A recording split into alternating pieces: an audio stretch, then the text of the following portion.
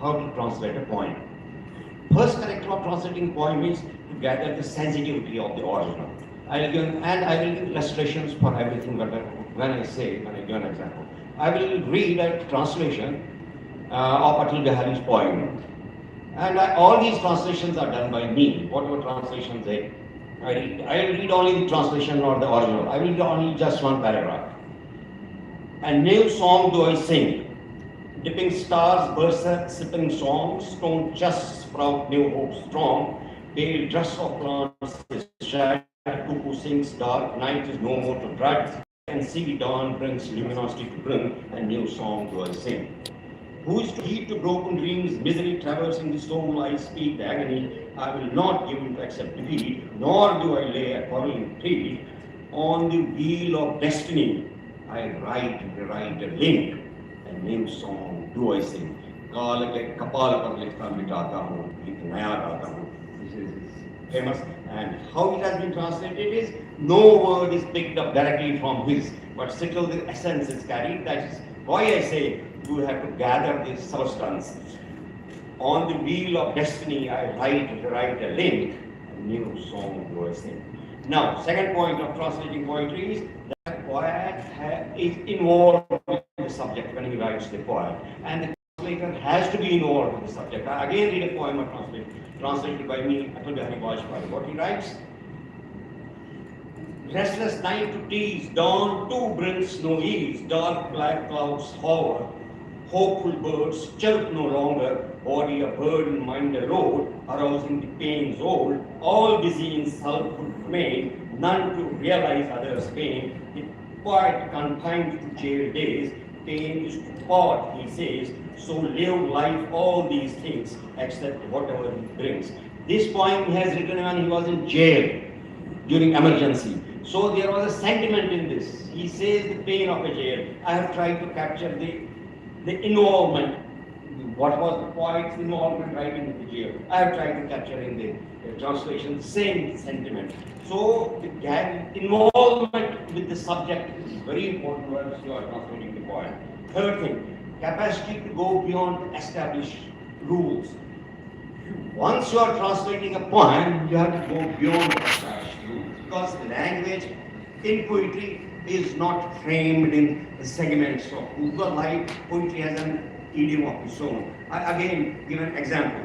Vasudeva Kotam is in one, there are two syllables. That when we had G20 here, it was translated as one earth, one family, one puja. So, two words were translated into 6 words. What was the reason? Because we went beyond the limitation. Vasudeva Kutam is 2 words, but it was translated as one earth, one family, one puja.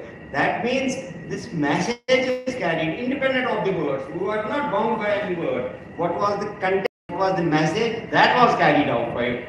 So this is when a phrase or an idiom or poem is to be translated. One has to go beyond. Now I will read a lalwa. With the name of Lalda. Lalda is a poet of Kashmir. She was not known. Nobody had even written oral tradition from one mouth to another mouth. Grierson, one of the greatest linguists of the world, you may be knowing, he came to Kashmir. He collected all the lalwas, and once he published them in England, lalwa in a short span of time became a universally known poet. So this is the power of translation. Now you go in any country, any language, Lalda is taught in universities. Lalda is so powerful because of translation. Her lalwa is only 4 lines. I have translated it. I will not read the lalwa. Let me not waste the time. I have translated it. And there are 4 lines. I will read the original also. Nabad Attabor. No, I skip it. I will read the translation part of it. Sweet, you just gather the sense of the lalwa. Sweet life loads of possessions, I held by hands with determinations. Heavy got the upload, loose got the handhold, the body pain got bent. Now, upright I cannot stand, but how? What to do, what to say, I do not know. Outweighed, I lost the word Guru had told, and now indeed having myself to scold. Shattered, scattered, devastated and unheard, I am a cattle herd without a shepherd. I am a cattle herd without a shepherd. This was the power of Valdes. This is all symbolic. If you read even my translation, every word has a connotation to the original. So now the third point of translating poetry is punctuation. Punctuation is a very important character of translation. Had you heard the previous time how I tried to put a pause, put a clause, that was just to tell you that here is a comma, here is a colon, here is a dash. So punctuation is very important character of poetry. And then translation creates commitment to the source. I'll read a poem. You have to be intuition. Once you read a poem, you gather an intuition. Intuition, what must be the state of the mind of the poet when he has written this poem. There's a transcendental relationship between poet and the writer, translator. If one is able to establish this transcendental relationship with the poet and his subject, then the translation will become apt. I'll read the translation of a Kashmiri poem. You just listen. The broken piece of mirror haphazard shines bright on the heap of garbage. A cow walked by, came in, gazed and went past. A dog came in, breathed on it and went past. Now just your attention. A discreet fool-like soul, draped in rags, strips whole and whole, took it up and fused on her strip, then extended the reach of her possession.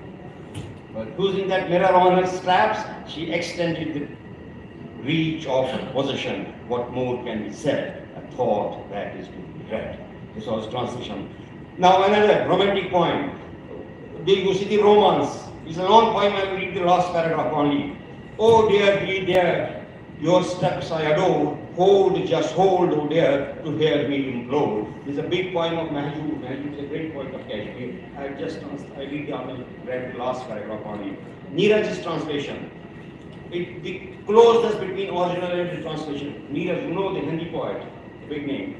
Sleep was yet to go, sun came up to show, feet were to tread yet, life slipped to go spent. I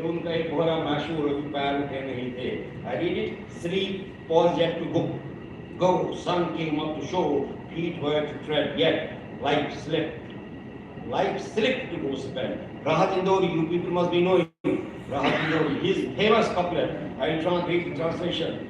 Not by any associate, not by any friend or mate, the thorn in our foot will be out only by our effort.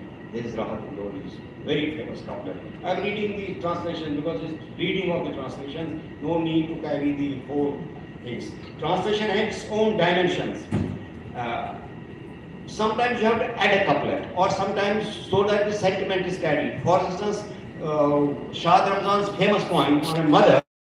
I have repeated the words, what we call anaphora. This is the technique of repeating the words.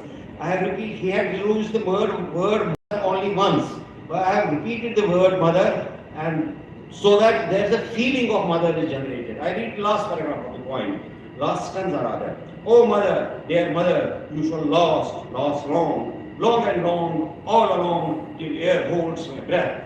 Your radiance, sense in me, looks after me, keeps care and cheer for my being to be. This is the definition of a mother.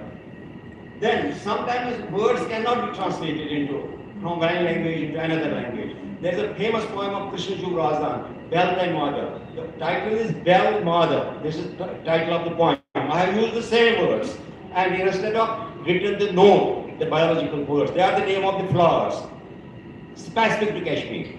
I have only written their biological, botanical names at the end. So I use the same vocabulary. Bell, Madal, Vela and Log in a bouquet, I offer to Parama Shiva and pray. O Shiva, from your cascading hair flows the Ganga fair. Brahma, Vishnu and all gods stand in your prayer. I go in your devotion and pray. Bell, Madal, Vela, Gulab in a bouquet. I have not translated Brahma, Vishnu and I have used the words as such. I have not translated the herbs and this that. I have written that in footnotes.